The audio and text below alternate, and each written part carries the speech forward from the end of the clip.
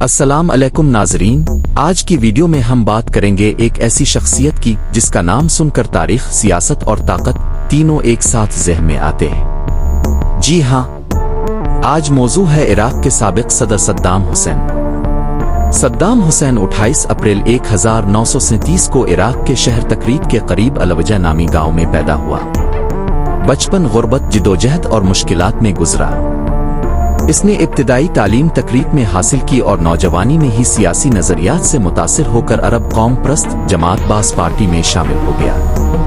कम उम्री से ही इसकी शख्सियत में सख्ती, जुर्रत और क़ियादत के आसार नुमाया थे। 1968 में इराक में बास पार्टी ने इनकलाब किया और सद्दाम हुसैन इस इनकलाब का अहम हिस्सा था।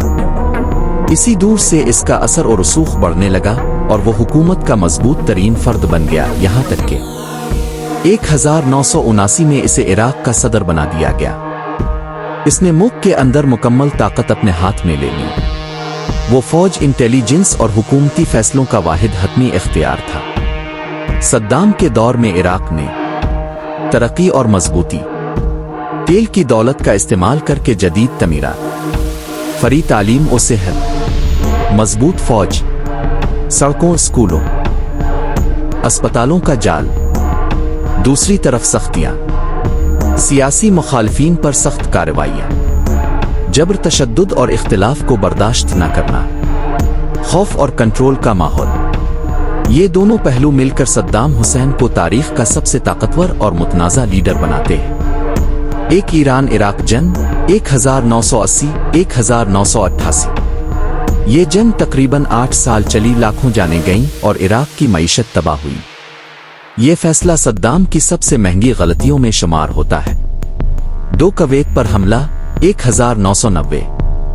कुवैत पर कब्जे के बाद पूरी दुनिया इराक के खिलाफ हो गई और फिर ऑपरेशन डेजर्ट स्टॉर्म के नाम से अमेरिका और इत्तेहादी फौजों ने इराक पर हमला किया।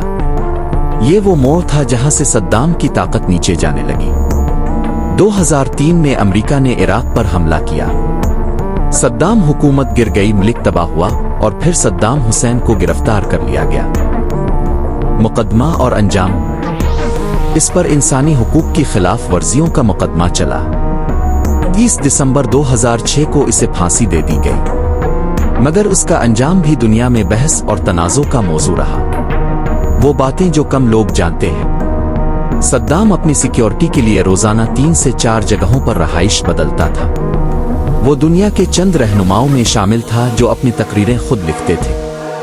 इसके 20 से जायद हमशक्ल डिप्लेक्स रखे गए थे। वो बचपन में गधे पर सवार होकर स्कूल जाता था। इसने खुद अपनी जिंदगी पर एक नावल लिखा, द एंड द किंग। आज भी सद्दाम हुसैन के बारे में राय 2 हिस्सों में तकसीम है।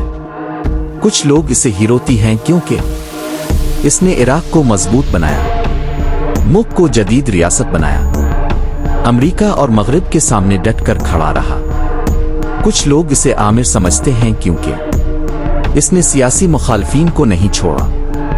इसके फैसलों ने इराक को जंगों में झोंक दिया। इसकी हुक्मरानी खौफ पर कायम थी।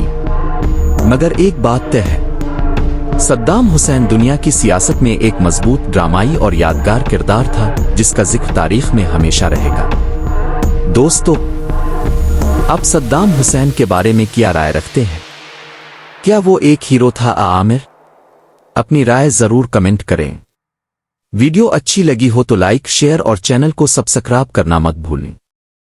शुक्रिया।